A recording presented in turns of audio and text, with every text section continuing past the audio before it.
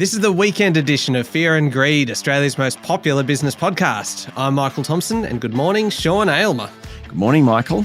Sean, as always, our weekend show's a little bit different from our weekday shows. We are each nominating what we think is the biggest story of the week, the most remarkable story, the sleeper story, and then our favourite story.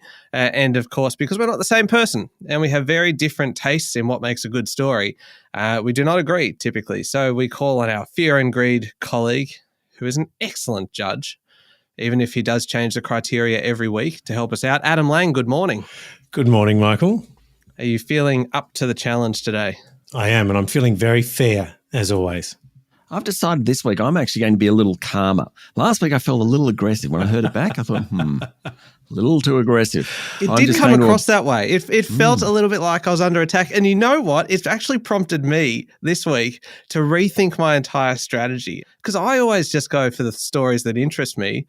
And this week, and you kind of had a little bit of a niggle at me last week for picking things that aren't businessy enough. And so I've gone full business this week, so you better brace yourself. Is that right? Yeah. Now, you can't for a moment say that you're not trying to game the judge here, though, because for weeks you've tried to pick stories you may not have thought were the biggest or the most remarkable or sleeper story, but you'd think that Adam would think that. Isn't that what we both do? Yeah, good point. Right, let's get on with it. All right. What was the biggest story this week for you, Sean? I think the biggest story of the week was the re-engagement in the region by Australia. The highlight for mine was the hug between Prime Minister Anthony Albanese and Solomon Islands leader Manasseh Sogavare. That was at the Pacific Islands Forum. Both looked, well, actually, the Solomon leader didn't look uncomfortable, but Mr. Albanese certainly looked uncomfortable. As the US Vice President Kamala Harris said at the forum, Australia and the US have dropped the ball in the Pacific, and this week, Adam, we picked it up again. Solomon Islands signed a security pact with China in April, remember that, demonstrating just how poorly Australia had engaged with its near neighbour. But Mr. Sogavare has assured Mr. Albanese that a Chinese military base, won't be built on the Solomons, even saying Australia was the Solomons' security partner of choice. The Prime Minister also held bilateral talks with other nations, and just this re-engagement by Australia is incredibly significant. And that hug to me will be the moment that I think, wow, Australia is back in the Pacific. One of the highlights also is that the government's efforts have received bilateral support.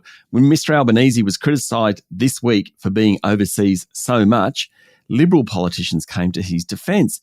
It's a bipartisanship that Australia hasn't seen for a while. Big, big story. Michael.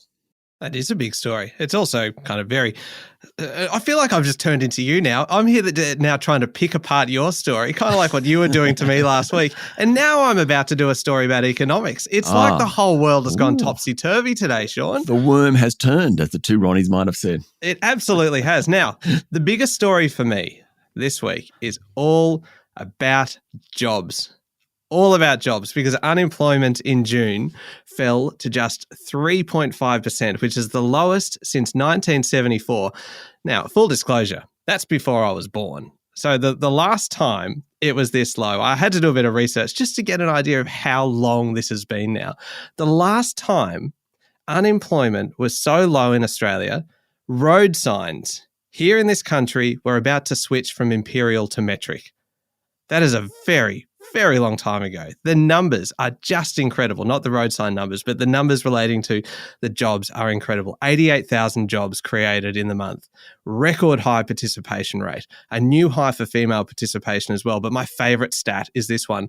The ratio of job ads to job seekers is now 1-to-1. I just find that remarkable. Of course, there is a whole lot more to this than just kind of being spoiled for choice now when you're looking for a job. It puts a lot more pressure on the Reserve Bank to keep hiking interest rates, to try to bring inflation under control and stop inflation expectations becoming embedded in the economy. And that pressure could keep building, with economists predicting unemployment could get even lower in coming months. So this is the biggest story of the week, and it may well be the biggest story for some time to come. Adam. Very good stories, both of you, both enormous. I'm going to give this one to Michael. The reason being that it is so rare in history that we've ever been with jobs numbers like this, and a job for everyone who's unemployed. That is exceptional. I do love the re-engagement in the Pacific. And to me, Sean, as you allude to, this is not just a political, but it's a business story as well. Hard and soft diplomacy and trade has a huge role here. So I'm really excited about the developments in the Pacific. Righto, most remarkable. Michael, you kick things off. We moved on from that one pretty quickly, but okay, we'll just carry straight on. All right, most remarkable story for me is I always love stories about CEO pay. I never usually get to do them because Sean jumps in and grabs them, but I thought if I'm going first, I'll do this one because this time it is a record breaker. So the details are pretty kind of staggering. The Australian Council of Superannuation Investors released a list of the top 10 highest paid CEOs in the 2021 financial year, right? The numbers are huge, and it's because this is their realised pay, including, in many cases, share options that are vested.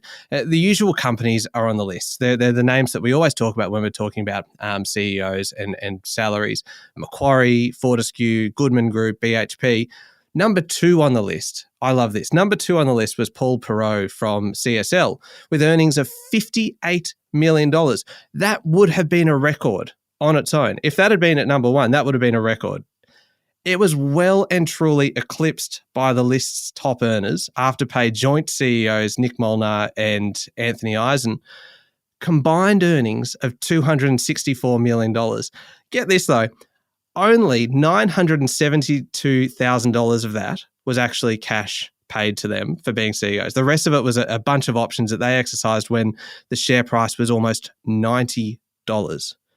Of course, they obviously made a lot more last year when they sold the business to Square, now Block. And didn't they make a good call, by the way, considering the dismal state now of the buy now, pay later sector? Well played, gentlemen. Sean, what's yours? My most remarkable story, literally the most remarkable thing this week, and I'm surprised, Michael, you didn't pick this one because it's very much in your bailiwick, was the images sent back by the James Webb Space Telescope. It's the biggest telescope ever built. It shows images from billions of years ago, a time just 600 million years after the Big Bang. Now, I say just 600 million years. That's because the Big Bang happened 14 billion years ago.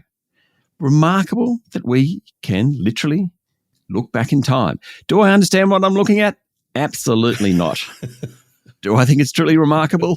Absolutely.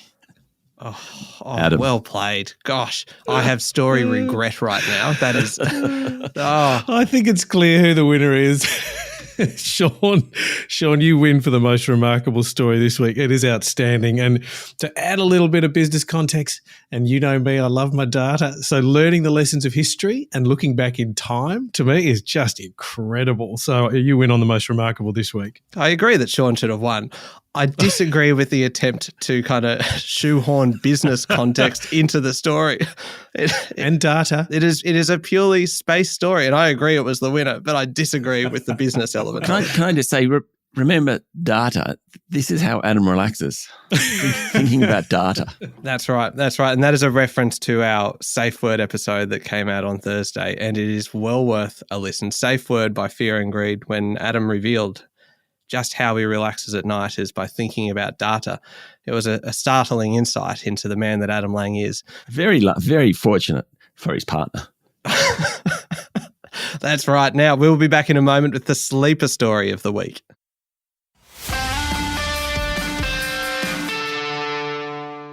Okay, Sean, we are looking for the sleeper story of the week. We are 1-1 at the moment, so the tension's pretty high at the moment. The sleeper story is one that's maybe not getting the attention that it deserves, or that is going to become a bigger story kind of further down the track. What was it for you? I think the sleeper story this week is the dive in some financial markets. Now, markets are so volatile at the moment that we've become a bit blasé to it. But this week, the two commodities that matter most to Australia and Australians took a dive. In terms of Australia, iron ore prices have fallen sharply and back to 2021 levels. Some of the big miners, BHP, Rio Tinto, Fortescue, as well as the Australian government through taxes, will really feel the heat on this one. For Australians, individuals, Brent crude fell below $100 a barrel. It hasn't been consistently at that level since the beginning of the year. It means petrol prices should come down. For families, That's really big news, and we're not talking about it. Other financial markets are in turmoil, none more so than cryptos. One of the biggest crypto lenders this week went into bankruptcy in the US. Celsius Network last month froze customer accounts, meaning anyone holding digital currencies with Celsius, and that includes many Australians, couldn't access their funds. The company has up to $10 billion in liabilities and more than 100,000 creditors, and it's now bankrupt. This will hit the whole crypto market. And when we look back, it may well be the defining moment for digital currencies. And then quickly, currency markets. The euro fell below parity with the US dollar for the first time in 20 years this week. The Aussie dollar and pound sterling are both at 2-year lows. Now, it's all about the strength in the greenback, with investors wanting to hold that currency. But iron ore, oil, cryptos, currencies, massive week for them, yet it's just not getting the attention that it deserves. Hence, a sleeper story. Michael. Good one. Good one. My sleeper story is a little bit different. It is about the economic crisis that's unfolding not too far from Australia, really. And Adam, you and I spoke about this while Sean was away. But even since then, the situation in Sri Lanka has deteriorated significantly, and it could just be the beginning of a much bigger problem engulfing smaller nations around the world. Sri Lanka defaulted on $51 billion of foreign debt a couple of months ago. Fuel and food are in short supply. The country's really in kind of social and political chaos at the moment. Now, and this is kind of where the sleeper story element comes in, Bloomberg Economics reports that other countries like Egypt, Pakistan, Ghana, Tunisia, El Salvador are all at risk as well. These are poor nations with billions and billions of dollars in debt, just as global economies are slowing. So if this continues, there's going to be a lot more social unrest. It's a very human story, and it is going to be huge. This is really difficult. I'm going to call it dead heat on this one, so it'll come down to the points in the end. Both of them have impacts. For a country like Australia, so resource dependent, exports, we know our balance of trade has been in surplus for so long, but it's not always that way, and it may not remain that way if these prices on commodities change and the turmoil in financial markets changes. Then the economic crisis from Sri Lanka, and as you say, Michael, other countries are at risk of the same. I can't call it. I'm going to have to give this a dead heat. I don't know, Michael. I reckon we should, without pushing you my way or Michael's way, I reckon you're not allowed to have a dead heat. I mean, this would be a new rule. We'd have to put it in the bylaws. All right. Okay. Then in terms of scale, Sean, you win. Right. I'm pleased I pushed that then. Because the volume of dollars involved in your scenario, I think, will end up being more than the volume of dollars in Michael's scenario. So you're allowed to give like 25 points each or whatever your marking system is, Adamski, for that. But, okay. Favourite, Michael, you're very quiet there. Oh, I don't want to take on too much of the Sean Aylmer kind of mantle this week. It does feel like I am, though, because I'm picking all the economic stories. I'm getting a bit antsy now over Adam's judgments, and I want to kind of pick it apart. But I don't want to go too far in criticising because there's still one more category left. So I'm going to save my criticism for the end. So it's our favourite story. You've been talking so far. You've been talking about jobs, very macroeconomic. You've been talking about what Sri Lanka, what it means for the rest of the world. You are a big picture man, Michael. What's your favourite story this week? Thanks, Sean. Look, I feel like I'm being stitched up a little bit here, but look, my favourite story this week isn't so much of a favourite story. It's kind of more the story that spoke to me, being a man of the people.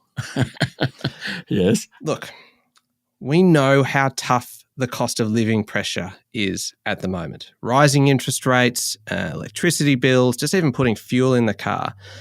It seems that nothing is immune to inflationary pressures because after 15 years at $2.50, the humble Bunnings sausage sandwich is having a price rise. It is obviously for a good cause, so I can't complain too much. There are costs rising, so community groups aren't making as much as they used to because they are a charity fundraiser. Now, after covering the cost of bread and sausages and tomato sauce, there really hasn't been that much left over for those community groups. So the increase is worthwhile. But it is a sign of the times that we are living in, where inflation is just hitting everything. And if I can give a little bit of unsolicited advice to those community groups and to Bunnings more broadly. Please do. Please do. Here is an idea on how they could increase the profit margin from the good old Bunnings sausage sizzle. Stop providing barbecue sauce. Barbecue sauce is the devil. It has no place on a sausage sandwich and deserves to burn in hell. And if they stopped buying it to offer that to customers, they would increase their profit margin. There we go. I have spoken. What's your favourite story, Sean? Well, I think this category really demonstrates the difference between you and I, Michael. Your story about the humble sausage. Mine is about one of the biggest geopolitical risks facing man. My favourite story this week was all about balloon diplomacy. Kim Jong-un, supreme leader of North Korea, and his administration are very upset about balloons being sent in from neighbouring South Korea. Now, the balloons carry anti-regime leaflets, electronic devices, pain relief tablets, coronavirus aids, apparently, things like masks and things like that. And Pyongyang has denounced the resumption of balloon flights. They started again this week. There were some sent in during May, and apparently they started again this week, and state media immediately attributed a large-scale COVID outbreak to alien things coming by wind. North Korean media said the sources of the most recent outbreak of COVID were an 18-year-old and a 5-year-old coming into contact with the balloons. I don't know where to go with it. What a great story, though.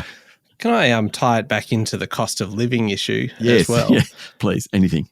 Do you know that the cost of helium that's obviously kind of in some of these balloons has just gone up and up and up? And again, that's tied back to Russia because they are a big producer of helium as well.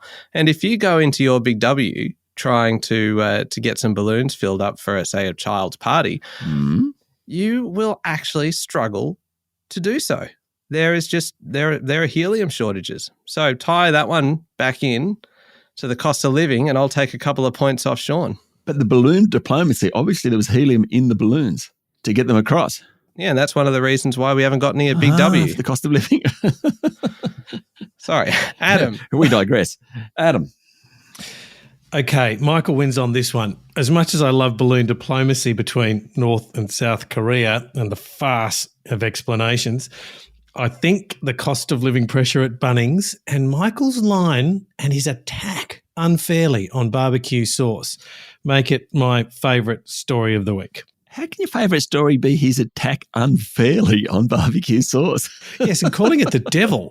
Quite mercenary. I take no prisoners. So there we go. That was 2-2. 2-2. Might we have the total points? Sean, 88 points. Michael, 89 points. Oh, so close. High quality battle, gentlemen. High quality. I never knew that barbecue sauce would get me across the line. Barbecue sauce has never helped me before in my life, and it's helped me now.